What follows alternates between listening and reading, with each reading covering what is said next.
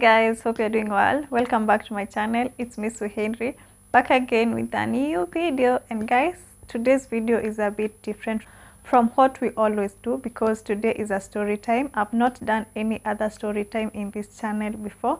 This is my first story time video with you guys, and this is a bit personal story. As you can see from the topic of the video, this is my ectopic pregnancy story, how I went through surgery and how I lost one of my fallopian tube, guys. This ectopic pregnancy happened in April 2021.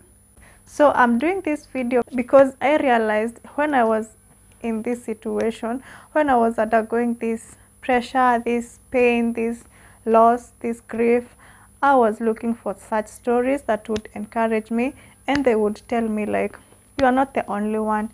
We were there and we are now doing great. We now even have babies. And guys, I decided, why not give my story to you?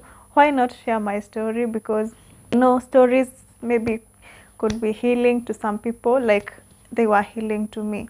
And actually, before even I give my story, I would like to thank Picanarage because she held my hand, because during that time I was looking for somebody who would listen to me, who would encourage me, who would tell me it is going to be okay, who would tell me, even me, I was there and this is what happened, but I'm here now.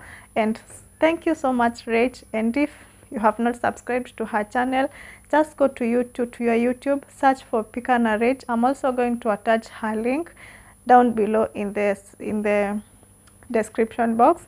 Go support her, watch her videos. She's just amazing. She listens. She's just a cool lady. She's a girl. She's a friend. So guys, thank you so much, right? Support her for me. So hey, where do I start now in this story? Because this is a sad story, but I thank God for the glow because who can tell? Me ndio nawambia, I'm the one telling you guys, but you can't even tell that I had an ectopic pregnancy. Who can tell? Who can? Who can? So far so good. So far I thank God. So let me start the story.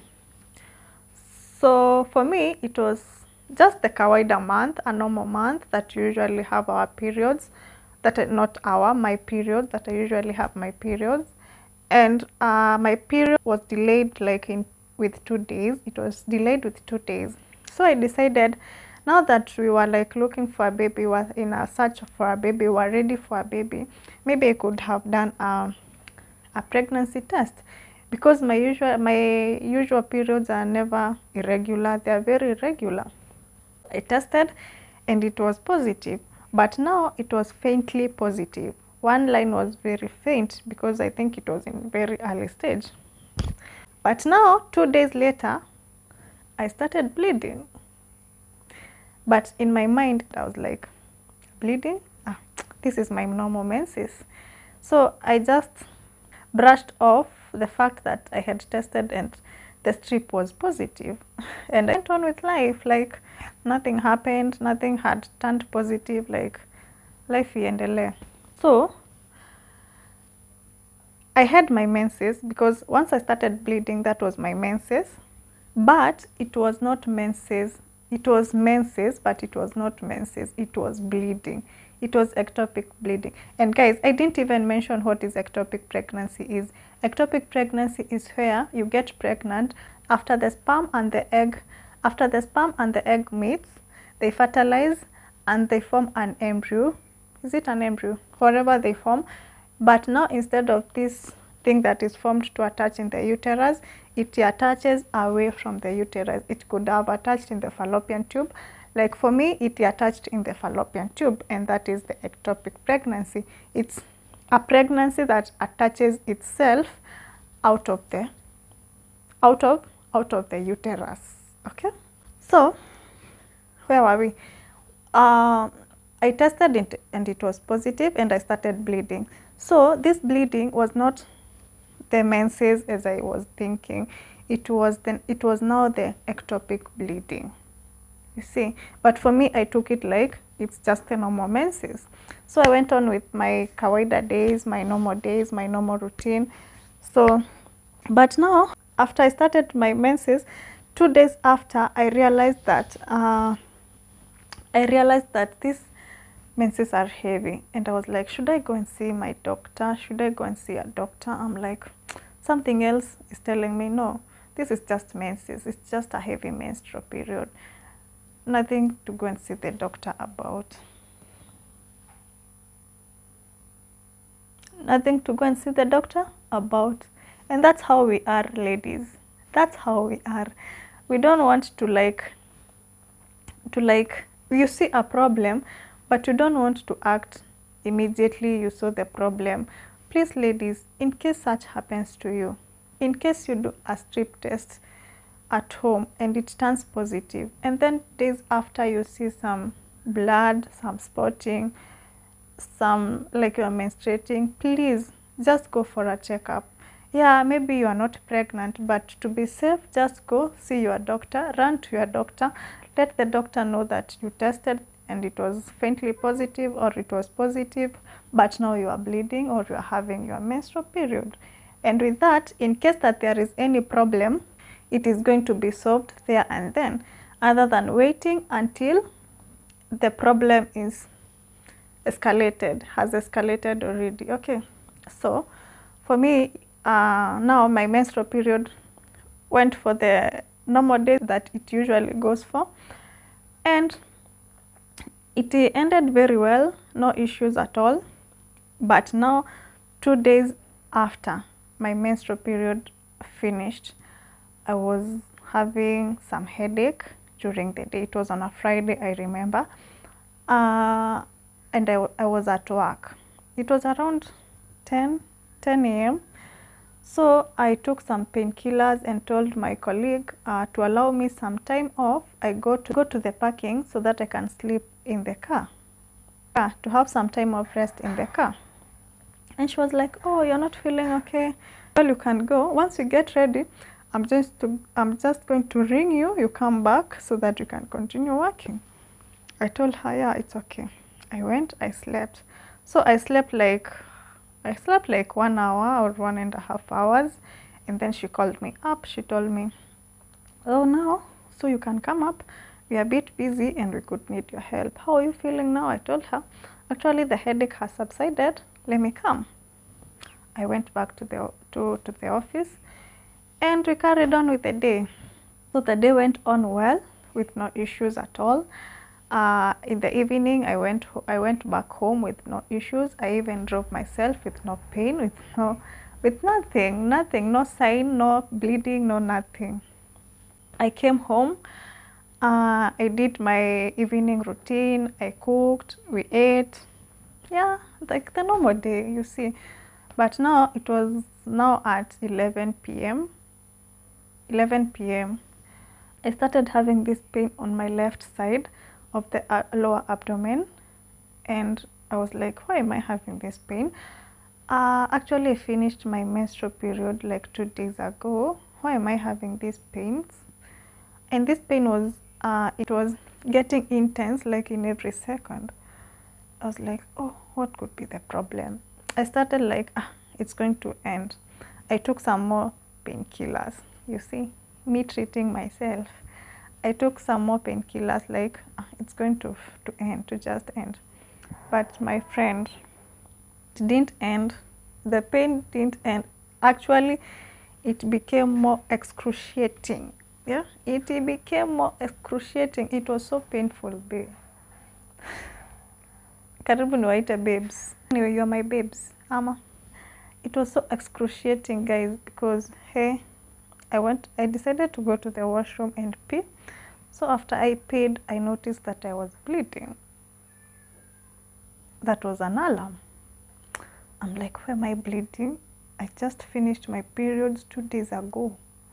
I'm now again bleeding. What's up? This must be a problem.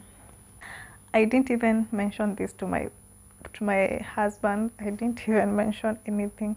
I went back to the sitting room. I sat, but now the pain was getting more. So I had to let him know. I told him, oh, you know what, this and this is happening. I went to the washroom and I saw blood, blah, blah, blah. We decided to go to the hospital. So guys, I went to dress up. By the time I was finishing to dress up, guys, I wouldn't walk, I wouldn't even stand. The pain was a lot.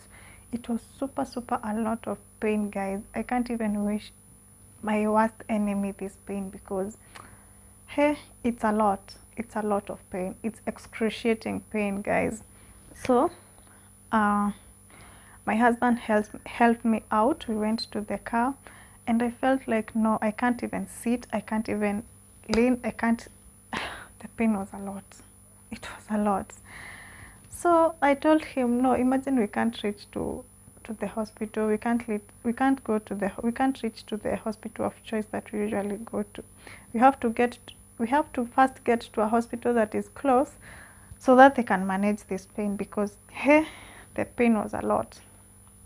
So we went to the nearby health center that is close to our home, and we were given some first aid. I was given some IV medication that was a painkiller, and the pain subsided. So there I was told the doctor took some history from me. He asked me, are you pregnant? No, I even menstruated 2 days ago.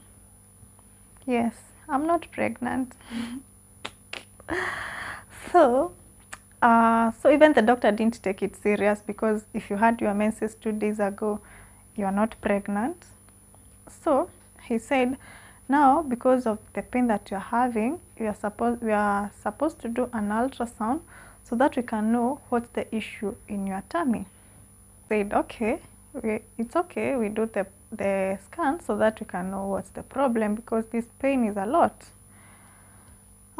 So the sonographer was not around, so he was called, he came in, and now I wouldn't be given some more time to take enough water so that the scan can be done with a full bladder, because that's the abdominal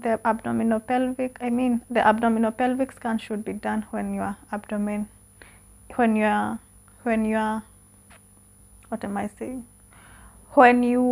bladder is full, when you have that urge to urinate, so that the organs can, the uterus organs can be visible to the sonographer. So I was not given that time to drink enough water. So the scan was done transvaginally. Should I explain transvaginally? No, I'm not going to explain that, guys. Just Google, just visit your Google and see what transvaginal ultrasound means. And it's very uncomfortable. Yeah, it's uncomfortable, guys. Just look for the meaning of that word and you'll understand what I mean. The sonographer asked me now, wait, are you pregnant? I told him, no, I even had my menses 2 days ago. 2 days ago. Me, what I'm seeing, it's like an ectopic pregnancy. Has the doctor done PDT? PDT is the pregnancy test, sorry. Has the doctor done the pregnancy test? I told him, I'm not sure, but I don't think he did, because I told him I had my menses 2 days ago. So he called the doctor immediately and told him, now what I'm seeing, it's like an ectopic pregnancy. We need to do a pregnancy test. So the doctor said actually he had not done the pregnancy tests, but he will do. If I have urine, I can go pee and give the urine to the lab. So I gave the urine to the lab and they tested, and guys, the results were positive. I was pregnant, and that's why I was having the pain. But now, where was the pregnancy? The pregnancy was in the fallopian tube, and it had ruptured, guys. That's why I was having the bleeding. That's why I was bleeding. My friend, I was pregnant, I was bleeding, so I was having a ruptured ectopic pregnancy. So, according to the hospital, that's an emergency. That's an emergency that requires urgent surgery. An emergency surgery, not even urgent. It requires an emergency surgery, and for them, they don't offer such services, so they had to refer us to the hospital of choice that we were supposed now to go before we went to the clinic, to the center, to the health center. So they asked us the hospital of choice, they wrote a referral note, they said blah blah blah, what they did, what they found. It's an emergency, that I need an emergency surgery because I had ruptured ectopic pregnancy. They even asked us if we would like them to take us with an ambulance. We said no, because you see it was at night. It was at night, and there was no traffic. Actually, it was in those COVID days, COVID times. Did I even say when I had this ectopic pregnancy? No, I think I didn't say. I didn't mention. Okay, I had this ectopic pregnancy in April 2021. That's when I had this ectopic pregnancy. So it was those times of COVID, so there was that curfew. So they even gave us a curfew pass, though even our car had a sticker for the curfew pass because, yeah, you should know people. Anywho, we went with our car. We didn't even need an ambulance, and it could be fast because there was no traffic. In case of any police, we had a curfew pass, and in case of police, we had a referral note. So we were safe. So we went to the hospital. We got to the hospital. I thank that hospital because, let me not mention the hospitals here because I don't know how they're going to take it. I thank the hospital because they took it as the emergency it was, and went to theater the same night.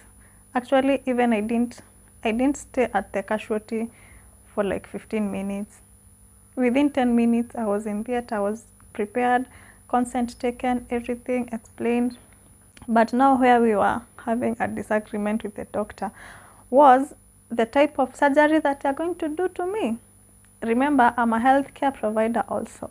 So they are telling me there is laparotomy and there is laparoscopy. I told them I want a laparoscopy, not laparotomy, because the difference between laparoscopy and laparotomy is laparoscopy, the surgery is done through three holes. There are 3 holes that are poked on your tummy. I'm going to attach a photo here if I'm going to get one and show you the scars that I have and the day that the scars that I have.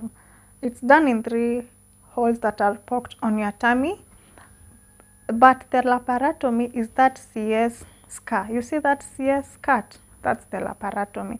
And I didn't want to have that laparotomy, that CS scar. And imagine I'm having no baby. I'm having a ruptured ectopic pregnancy, my friend, and heal that CS scar. No. So we had that discussion, and the doctor was like, no, you know, a laparoscopy is a bit expensive, laparotomy is cheaper. I told them, no, I want that laparoscopy, that expensive one is what I want. That expensive one is what I want, because I can't imagine having to stay at home for the next 6 months because I was done a laparotomy, that CS scar, and I don't have any baby there at home. My friend, no. So he was like, okay, you're then going to do the laparoscopy.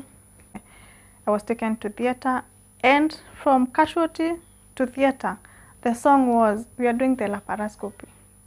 I kept reminding them, we are doing the laparoscopy.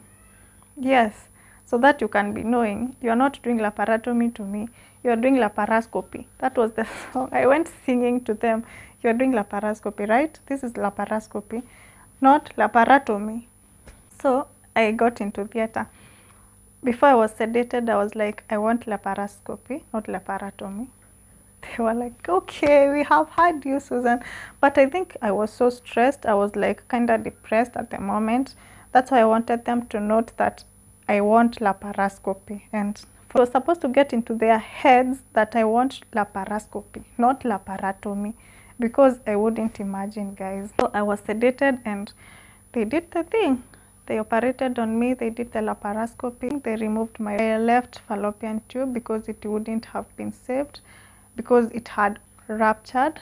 For that, it was not savable. I went to theater, I stayed at around 12 a.m. sorry. And imagine I woke up the following day.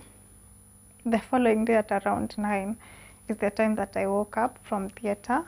Hiyo ndio time nilijisikia actually, but they were done with the procedure I think long time ago, only that I took some more time for me to recover because I think I took more time in the recovery room.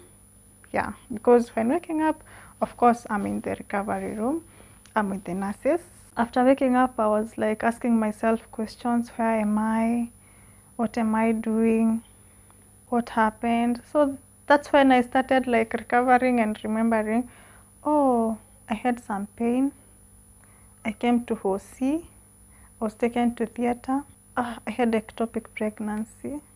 Oh, and then I touched my stomach. Did they do laparoscopy? Or is it laparotomy? So I touched my stomach and I felt like I don't have that big tape in my stomach. So I was like, good. They adhered to my instructions. And then somebody there was calling me. I think it was the nurse in the recovery room. She was asking me how I am, how I'm feeling. But now I was so thirsty. I was like having no voice. My voice was like lost. So taken to the ward. My husband was just waiting out there in theater. I just felt for him, but I wouldn't have helped. But thank you so much. Thank you. We went to the ward.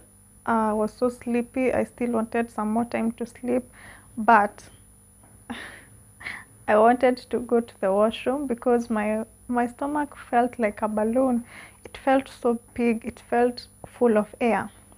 And also I felt like I wanted to pee. So I called on the nurse, and the nurse told me, you know what, you can't walk, so I'll have to give you something to pee on. I was like, wait, you're giving me a bedpan to pee on. Why can't you support me and take me to the washroom? And no, you can't move out of the bed immediately after theater. You have first to pee. I was like, okay. But let me tell you guys, my pee refused to come out. My pee refused to come out. Imagine it didn't come out. It refused and refused and refused and refused. Until that nurse now was like, now we have to put the tap running so that you can see if that impulse will make your urine come out. So she left the tap running for like 5 minutes. That's when now my pee came out. I peed and yeah, I was okay. So I was sleepy. I slept more like, oh, I forgot. There is no point of saying that point. Let me leave it. So I peed and I needed some more time to sleep. I was given some breakfast. I took some because still I wasn't having any appetite. Then the doctor came and saw me and said that maybe the doctor said that I'm fit to go home the same day. They monitor me up to 2 p.m. If I'm awake and the drowsiness is going down, they can discharge me.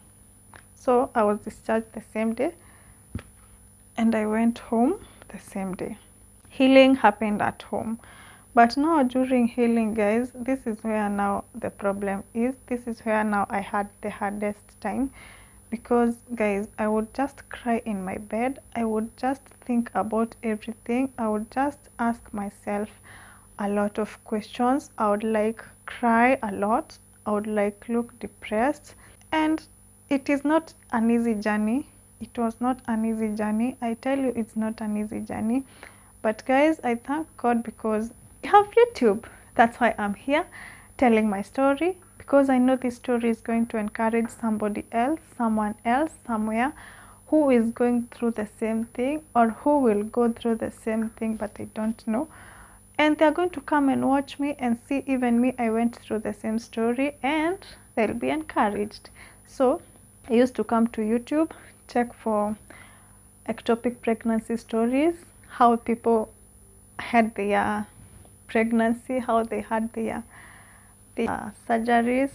That's why I'm giving these stories, because I know I'm going to encourage somebody, even if not today, not tomorrow, but this video will be here forever. This video will last here.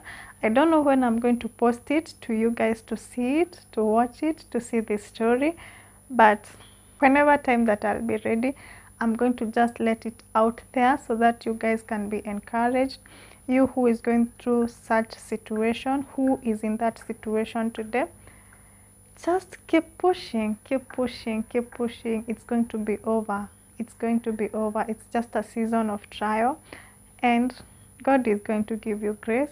God is going to give you the glow and the acceptance that you deserve, to accept that that has happened and move on with life.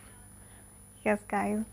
And then to the community, guys, what I would like to urge you is, if a woman is married, just mind your own business. Stop asking that woman when will she have a baby, when will she give birth, because she's getting old, because time is moving, because she should be having babies. My friend, some even don't want to have babies. Some are going through issues that you never know, that they can't even write on their forehead for you to know that they're going through hell in their life. Some are having scars. Like me, I have scars in my abdomen, but you don't know. I'm the one telling you. So you coming asking me when am I going to get babies? Do you know what I'm going through? Do you know what I went through? Do you? So please mind your own business, manage your expectations. Yeah, I know you expect, like, once you're married, during the first year you must have a baby, you must have done what. No, those are your expectations. You don't know my plans, you don't know what I'm going through, you don't know what I want. So please, please, please, please, just let women be. Let the married women who has no babies be, because life has a lot for us. Life has a lot to bear. Life has a lot that you don't know what those men are going through. So just let them be. Just allow them. Just give them peace. Encourage them. Don't gang up to talk ill about them. Don't. Just encourage them. Just talk to them. Just be there for them. That's the best thing that you can do, because you don't know what a person is going through. You don't know what pain the person is going through. So that's it, guys. I know if I'm allowed to talk and talk and talk and talk and talk, I can talk the whole day about this story, because I'm healed. Kitambo, I couldn't even give this story without crying, but now I'm strong. I'm strong, guys, because I know God has the reason for everything. God is the giver of babies. God is the one who knows why, and He will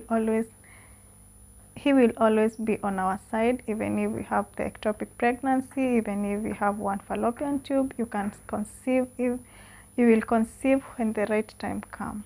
So guys, let me end the video here, and if you've not subscribed, please subscribe, like this video, comment, share, and until the next video, peace and take care of yourselves.